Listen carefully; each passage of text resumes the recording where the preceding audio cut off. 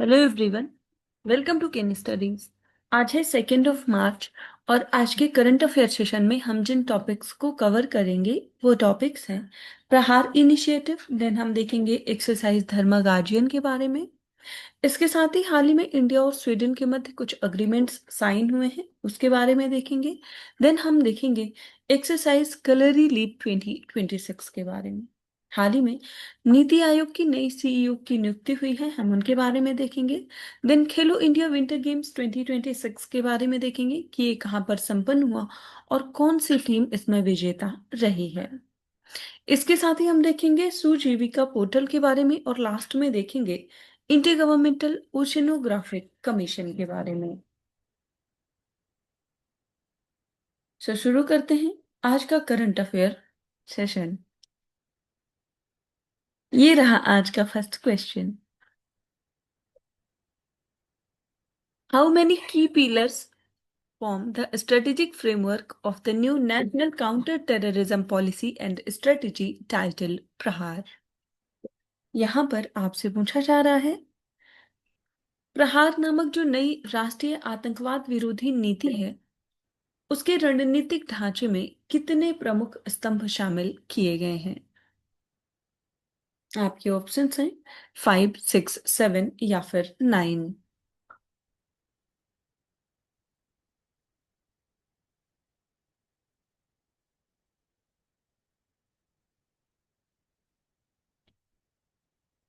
आपको बताना है जो प्रहार फ्रेमवर्क है उसमें कितने की पिलर्स हैं। और इस क्वेश्चन में आपका करेक्ट ऑप्शन हो जाएगा ऑप्शन सी। सो इसमें कुल 7 जो है की पिलर्स हैं। आप देख सकते हैं union home minister Shri Amit Shah launched the national counter terrorism policy and strategy प्रहार which is built up upon 7 strategic pillars.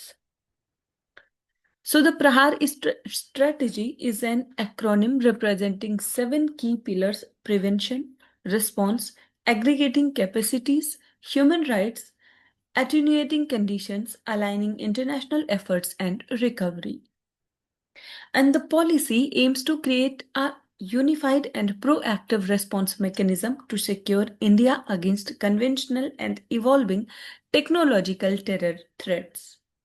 So it focuses on breaking the backbone of terror financing and dismantling the ecosystem that supports radicalization and recruitment. And the objective is achieving a terror-free India. India के अगर हम zero tolerance policy की बात करें तो India's national stand which dictates that no act of terrorism will be ignored or left unpunished, focusing on total elimination of terror threats. बढ़ते हैं next question की ओर।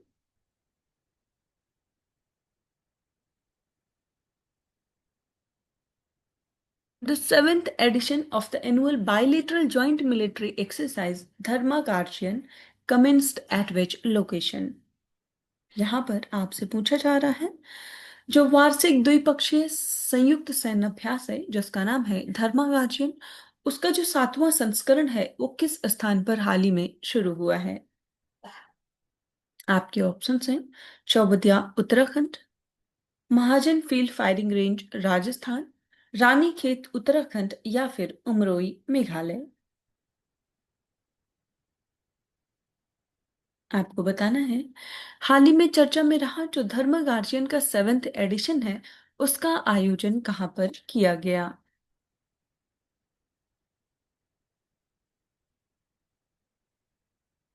और इस क्वेश्चन में आपका करेक्ट ऑप्शन हो जाएगा ऑप्शन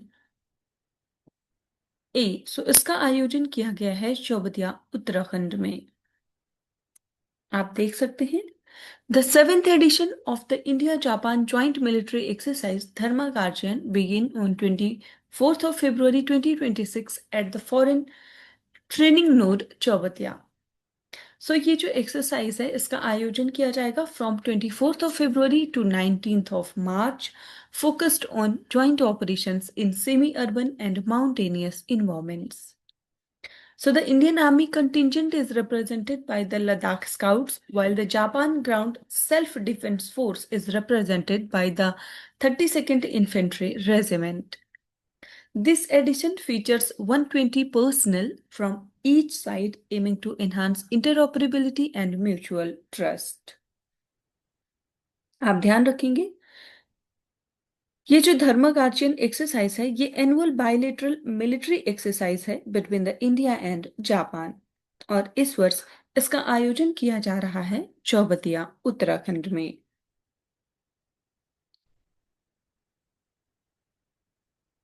बढ़ते हैं नेक्स्ट क्वेश्चन की ओर।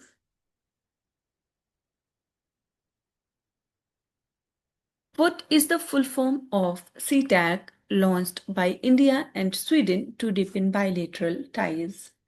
यहां पर आपसे पूछा जा रहा है भारत और स्वीडन द्वारा द्विपक्षीय संबंधों को गहरा करने के लिए जो शुरू किया गया है सीटैग SITAC, उसका पूरा नाम क्या है? आपके ऑप्शंस हैं Sweden India technical advancement council, second Sweden India technology and artificial intelligence corridor, third Sweden India technology and AI consortium, या फिर Sweden India technology alliance corridor.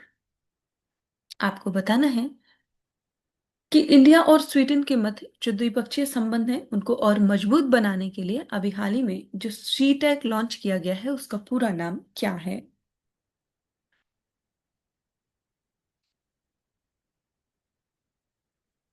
और इस क्वेश्चन में आपका करेक्ट ऑप्शन हो जाएगा ऑप्शन बी। सो इसका full form है Sweden India technology and artificial intelligence corridor. आप देख सकते हैं India AI Mission and Business Sweden signed a statement of intent during the India AI Impact Summit 2026 to launch CTEC and enhance bilateral AI collaboration.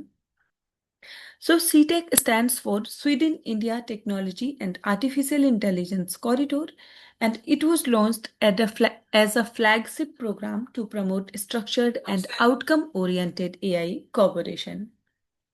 सो ये जो initiative है इसका focus रहेगा on real world industrial applications, innovation and sustainable development. It promotes responsible AI deployment and strengthens bilateral digital partnerships. India AI mission की बात करें तो ये एक नेशनल इनिशिएटिव है aimed at strengthening India's artificial intelligence ecosystem through innovation, research and industry collaboration. आप ध्यान रखेंगे ये जो सीटैक लॉन्च किया गया है ये संबंधित है इंडिया और स्वीडन से।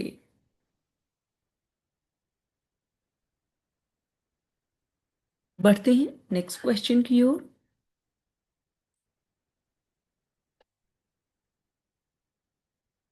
Exercise Kalari leave 2026 was led by which command of the Indian Armed Force in February 2026?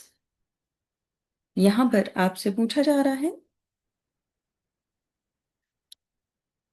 फरवरी 2026 में भारतीय सशस्त्र बलों की किस कमान ने कलरी लीव 2026 अभ्यास का नेतृत्व किया था? आपके ऑप्शंस हैं western air command, eastern naval command, central army command, या फिर सदर्न एयर कमांड।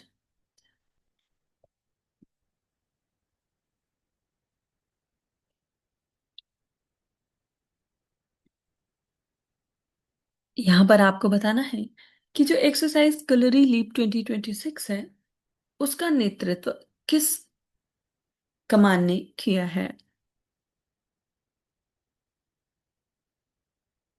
और इस क्वेश्चन में आपका करेक्ट ऑप्शन हो जाएगा ऑप्शन डी। सो ये किया है सदर्न एयर कमांड ने। आप देख सकते हैं southern air command led exercise Kalari leap as a joint maritime operation in the Lakshadweep and Minicoy Islands. So it was carried out in collaboration with the Armed Forces Special Operations Division and Indian Coast Guard. So the exercise focused on rapid force projection and precision strike capability. It validated multi-domain coordination in a complex maritime environment. Southern air command की बात करें तो ये एक major operational command है Indian air force का which is responsible for air operations in the southern India. इसके साथ ही arm forces special operations division की बात करें तो India tri services special operations unit integrating army navy and air force जो है वो इसके अंतर्गत शामिल है। इंडियन कोस्ट गार्ड की बात करें तो ये एक मारीटाइम सिक्योरिटी एजेंसी है विच is responsible for coastal defence and search and rescue operations. आप ध्यान रखेंगे एक्सरसाइज कलरी लीप 2026 जो है उसको लीड किया है सदर्न एयर कमांड ने।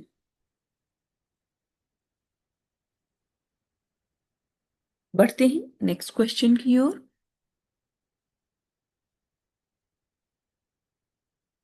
Who has been given an additional charge as the Chief Executive Officer of Niti Aayog effective from February 26, 2026?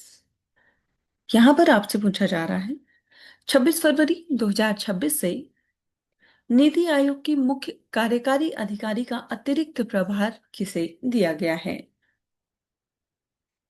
आपके ऑप्शंस हैं Nidhi Chhibber, Amitabh Kant, V V R Subrahmanyam या फिर सुमन बेरी।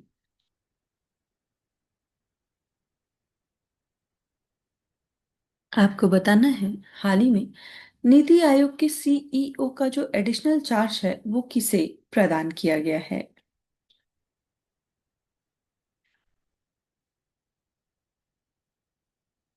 और इस क्वेश्चन में आपका करेक्ट ऑप्शन हो जाएगा ऑप्शन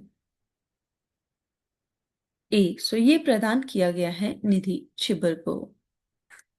आप देख सकते हैं Nidhi Chhibber, a 1988 batch IAS officer of the Madhya Pradesh cadre, took over the additional charge of CEO Niti Aayog following an order issued on 26th of February 2026. So इन्होंने succeed किया है we R Subramaniam को who served as the CEO from May 2022 before transitioning to the role of Finance Secretary.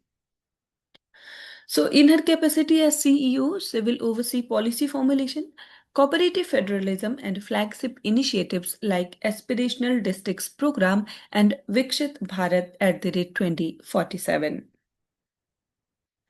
सो निधि छिब्बर के current role की बात करें तो currently she is serving as the secretary department of the higher education under the ministry of education.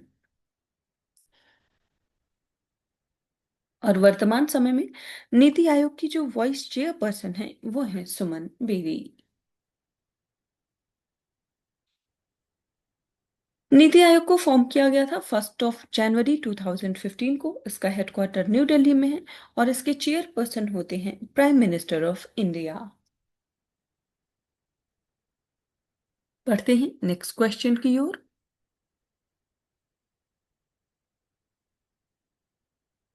What is the total medal count of the Indian Army at the Khelo India Winter Games 2026? यहां पर आपसे पूछा जा रहा है खेलो India शीतकालीन खेल 2026 में भारतीय सेना द्वारा जीते गए कुल पदकों की संख्या कितनी है? आपके ऑप्शंस हैं 14, 12, 13 या फिर 23।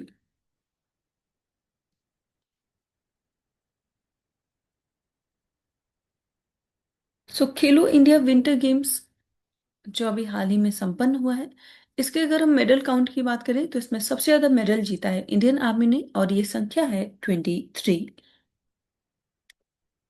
आप देख सकते हैं Indian army emerged as the undisputed champion of the 2026 edition of Khelo India Winter Games.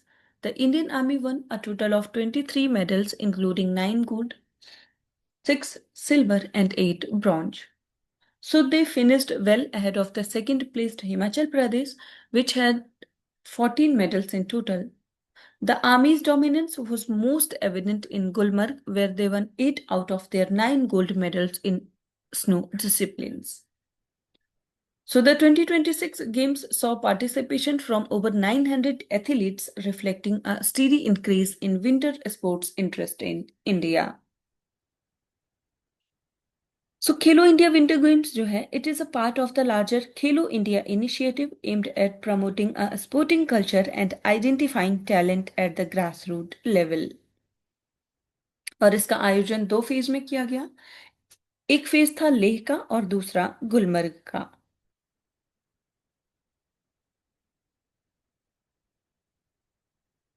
बढ़ते हैं नेक्स्ट क्वेश्चन की ओर।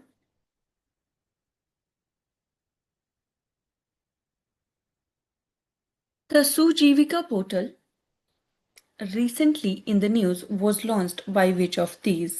यहाँ पर आपसे पूछा जा रहा है कि हाल ही में खबरों में रहा ये जो सुजीविका पोर्टल है इसका शुभारंभ किस मंत्रालय के द्वारा किया गया है?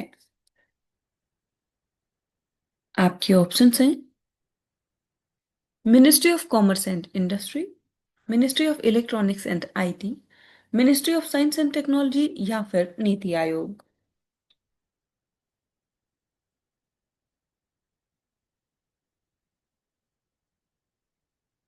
और इस क्वेश्चन में आपका करेक्ट ऑप्शन हो जाएगा ऑप्शन सी। सो इसको शुरू किया है ministry of science and technology ने। आप यहाँ डिटेल में देख सकते हैं।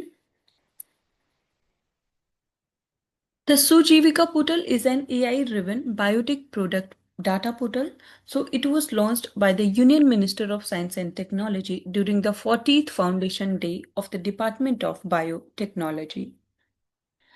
सो ये जो पोर्टल है इसका एम है to strengthen India's biotechnology ecosystem by providing structured data and improving accessibility to biotech products. The portal provides sector-wise insights into biochemical products, industrial enzymes, and other biotechnology imports. So it enables researchers, startups, and industry to identify high-value and high-volume imports, access import dependency, and prioritize indigenization and research and development efforts. साथ ही ये जो portal है ये support करता है evidence based planning और ये promote करता है पब्लिक प्राइवेट पार्टनरशिप को for strengthening domestic bio manufacturing. इसके साथ ही डिपार्टमेंट ऑफ बायोटेक्नोलॉजी की अगर हम बात करें तो इसको सेटअप किया गया था 1986 में और ये एक्ट करता है as a nodal agency supporting research and its applications in the life sciences and promotes and accelerates the pace of development and large scale use of biotechnology in country। बढ़ते हैं नेक्स्ट क्वेश्चन की ओर।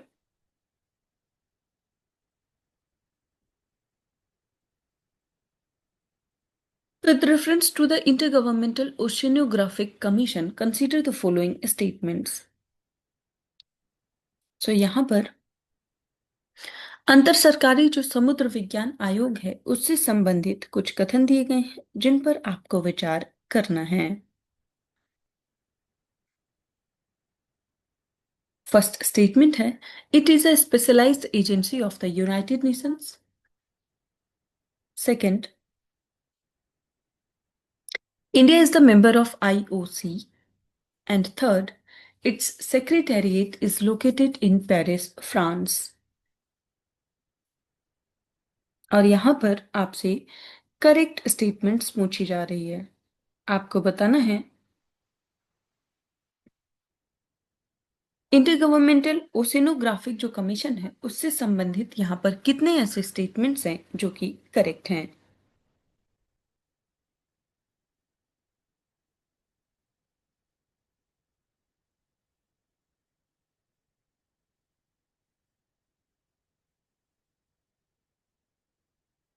और इस question में आपका correct option हो जाएगा option B. यहाँ पर केवल दो ही स्टेटमेंट्स करेक्ट हैं और वो स्टेटमेंट्स है सेकंड और थर्ड। फर्स्ट स्टेटमेंट आपका इनकरेक्ट है, क्योंकि ये कोई स्पेशलाइज्ड एजेंसी नहीं है यूनाइटेड नेशंस की, rather it functions under UNESCO. आप देख सकते हैं, Intergovernmental Oceanographic Commission is a UNESCO body that promotes international cooperation in marine science and ocean management. So the IOC was established in 1960 as a body which functional autonomy within UNESCO. It consists of 152 member states and India was among the founding member states. The assembly meets once every 2 years to review work and formulate a common work plan. तो integrated ocean carbon research report जो है ये publish किया जाता है by the inter governmental oceanographic commission, जिसकी वजह से ये काफी चर्चा में रहा है।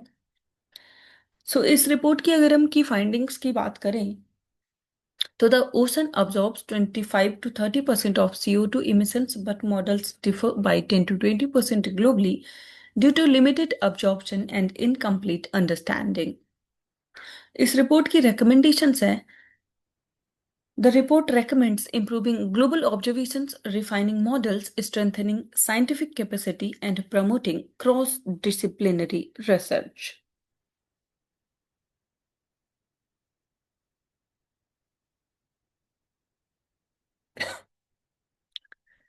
So आज की करंट अफेयर सेशन में इतना ही। Thank you for watching. Do like, share and subscribe.